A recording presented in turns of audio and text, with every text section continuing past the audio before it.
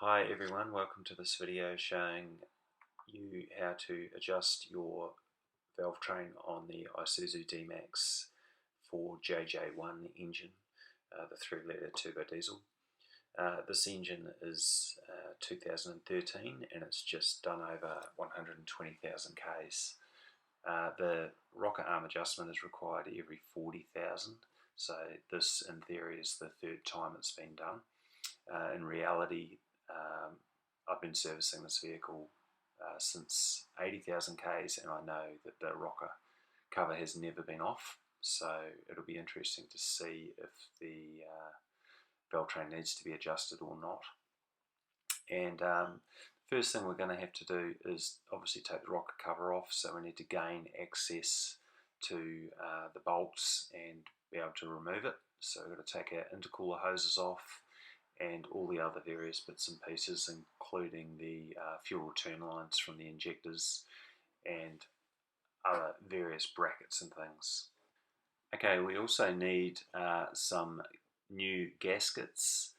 There's a special socket tool that I bought off eBay, and also a set of feeler gauges, and I found some instructions on the internet as well.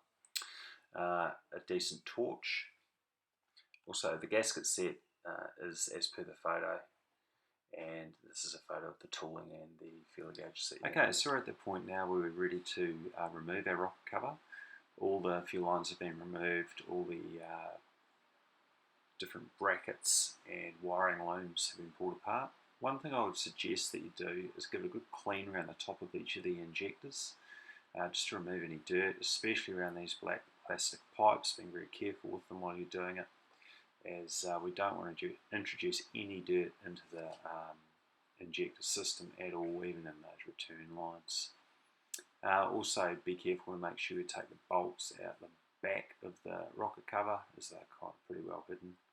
My engine's got a pro vent on it, so these pipes, pretty much I've left them in place and just pushed them out of the way. This bolt was really hard to get out, so I've left it and just gently tapped that bracket so it's been pushed out, where we can take the cover off.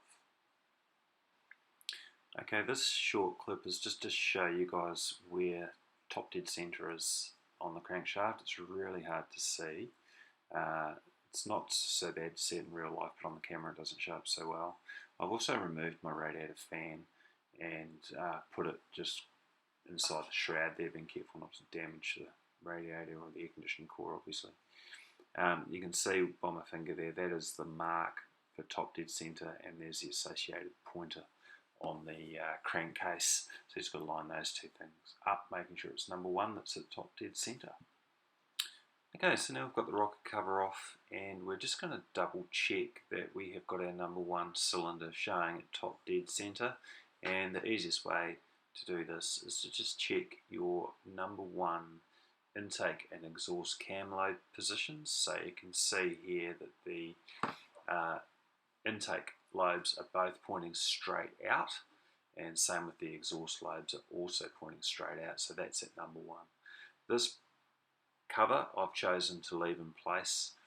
You can still get at the adjusters okay. It's a little bit tricky to get your feeler gauge under the between the roller and the cam lobe, but it's still okay to do. This is the special tool that's required. It's a long socket for undoing the nut, and then you put a screwdriver down the center of it when you do your adjustments.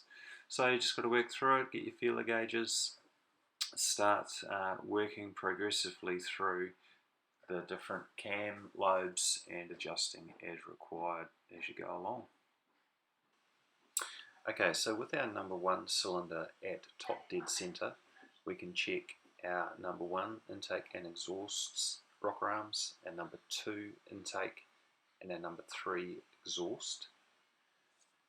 After that, we turn the engine 360 degrees, line up the pointer again, and that should put our number four cylinder at top dead center.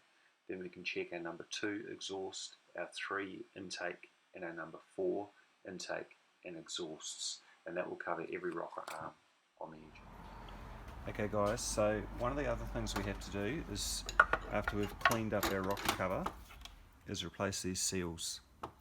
So the easiest way to get these out is to get a tapered punch, and carefully, so you're not going to crack your casting, just give it a swift tap.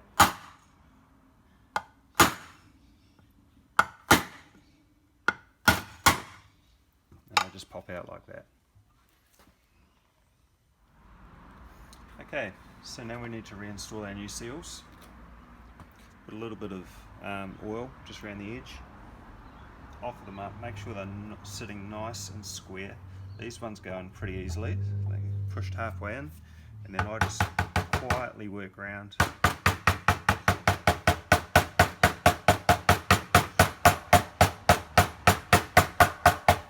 until they're sitting nice and flush.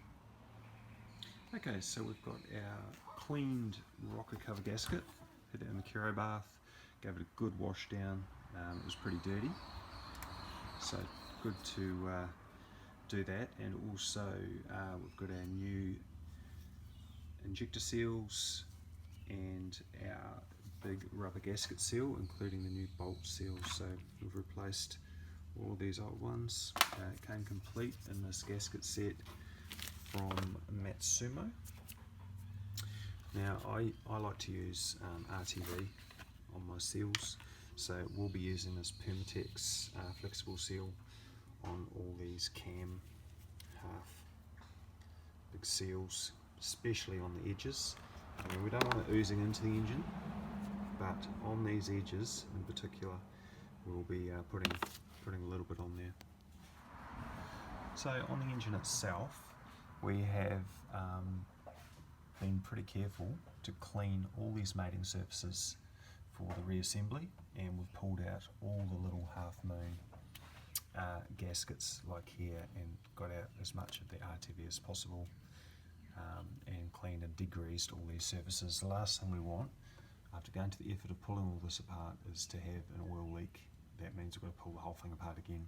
So it really does pay to take your time with this and make sure that it's spot on, so that when you torque down that cover, it's oil tight.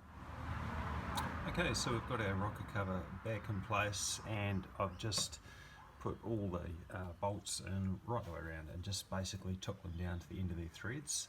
So we're just sitting on the rubber gasket at the moment, nothing's been tightened down, and we will start to torque them as per this chart. So you follow the pattern and torque them to 87 pound-inches.